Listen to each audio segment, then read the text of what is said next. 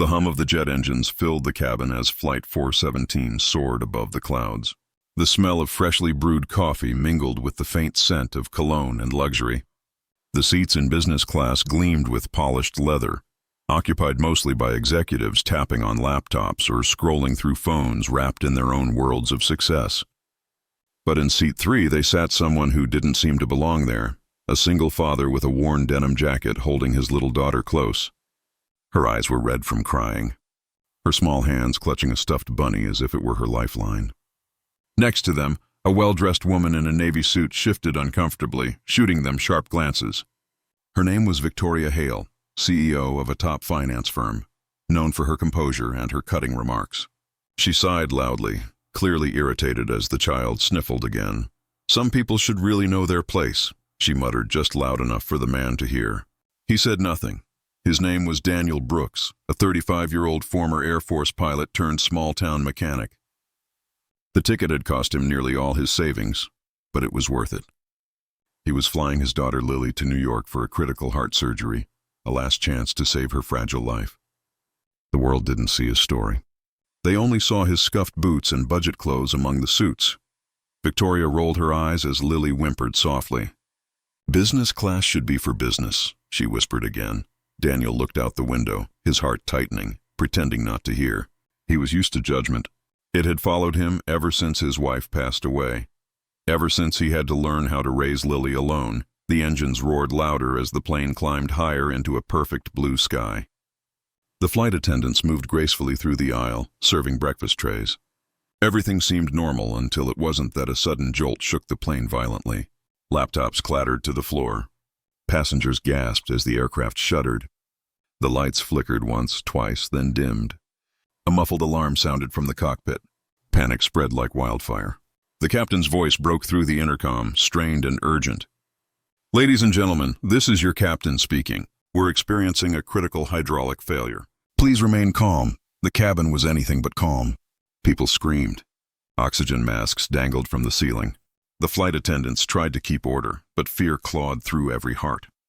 Victoria's face turned pale as she clutched the armrest. Her earlier arrogance melted into trembling disbelief. The pilot's voice came again, this time more desperate. "If there's anyone on board with aviation experience, military, commercial, anything, please come forward immediately." The words hung in the air. Silence followed. Then the captain appeared in the aisle, rushing toward business class, his eyes scanning every face. He stopped abruptly near Daniel's row. "Sir, please. Are you Daniel Brooks? You were on the manifest with an Air Force record." Victoria's head snapped toward Daniel, her jaw dropping. The same man she mocked, sitting beside her with a crying child, was now being asked to help fly the plane, that Daniel's expression hardened. A mix of calm and determination. "Yes, sir. Former F-16 pilot. What's the situation?" The captain's voice wavered. "Hydraulic failure. We've lost partial control of the tail and one engine's overheating. We're 30 minutes from the nearest safe landing zone. I need another trained set of hands now." Daniel gently lifted Lily and handed her to the flight attendant. "Stay with her," he whispered. Then he turned to Victoria, whose eyes were wide with shock. For a moment their eyes met, his filled with courage, hers with silent guilt. Without another word, he followed the captain toward the cockpit, backhand index pointing right before we continue. "If you believe in second chances, courage, and the power of kindness, please take a moment to like, comment, share, and subscribe. Your support helps us bring more real emotional stories like this to life." Inside the cockpit, alarms blared, warning lights flashed across the control panel. Daniel slid into the co-pilot's seat, his hands steady, his focus razor-sharp. His training kicked in instantly. "Talk to me," he said. The captain briefed him in quick, clipped sentences. Daniel scanned the instruments. "We've got asymmetrical thrust. If the left engine goes, we'll spiral. We need to reroute power and stabilize the tail manually." The captain nodded, sweat dripping from his forehead. "You think you can do it?" Daniel's eyes narrowed. "We don't have a choice." He grabbed the control yoke. Muscles tense. The plane lurched again as turbulence hit. Outside, dark clouds gathered on the horizon. The captain's knuckles turned wide on the throttle. Daniel adjusted flaps, recalibrated the angle of descent, and overrode the hydraulic assist with manual input. Every second was a fight against gravity, against fear, against fate itself. That eye in the cabin. Chaos had turned to hushed terror.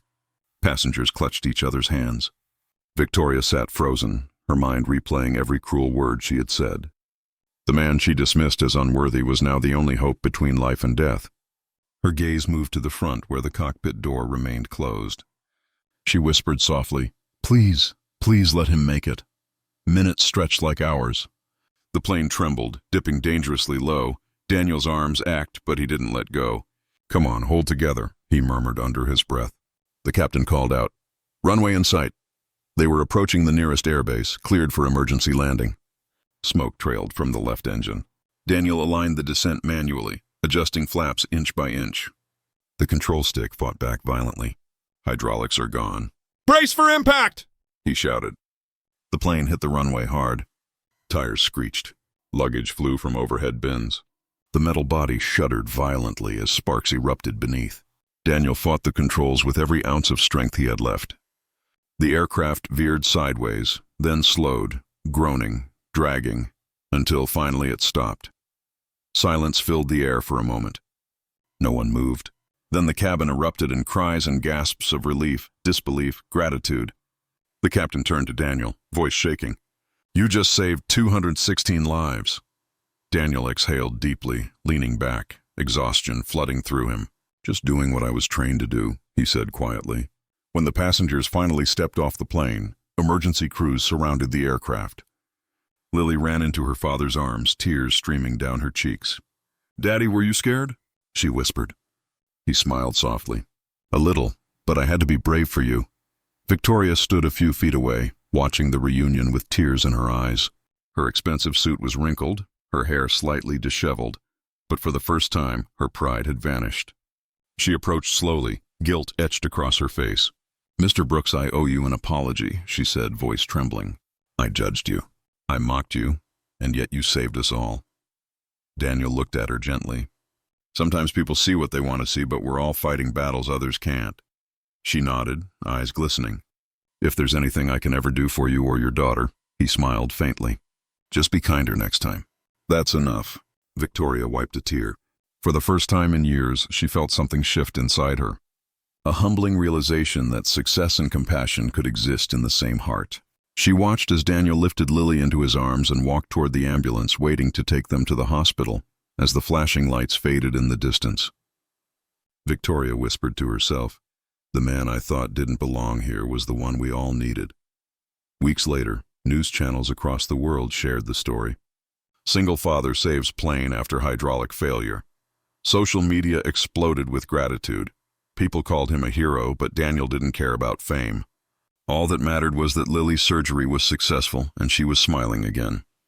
One evening, as they sat by the hospital window watching the sunset, Lily pointed to the sky. "Daddy, will you fly again someday?" Daniel smiled. "Maybe, but for now, I just want to be here with you." He pulled her close, feeling the warmth of her heartbeat. Somewhere deep inside, he knew that even in the darkest moments, courage, love, and faith could keep anyone flying. If this story touched your heart, don't forget to like, comment, and subscribe for more.